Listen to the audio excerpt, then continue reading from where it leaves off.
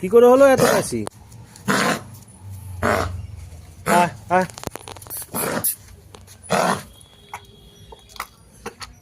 বমি করছে? করেছে বমি? তো কাশছে প্রচুর, তাই তো? খাবার খেয়েছে?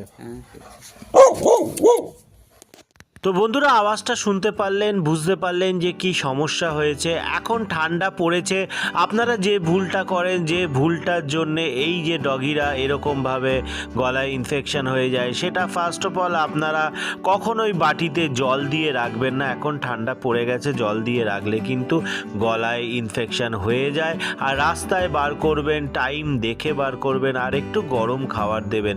এগুলো করুন, এই সমস্যা হবে না। মেনটেন যদি ঠিকভাবে করতে পারেন তাহলে অনেকটা ওরা ভালো থাকবে।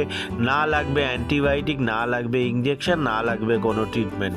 ভিডিওটা প্রচুর পরিমাণে শেয়ার করে দিন বন্ধুদের মধ্যে। কি করলে ডগিরা ভালো থাকবে সেটাই ভিডিওতে থাকে, আনকাট রিয়েল ভিডিও। যদি মনে করেন সাবস্ক্রাইব করে আশীর্বাদ করতে পারেন। টাটা।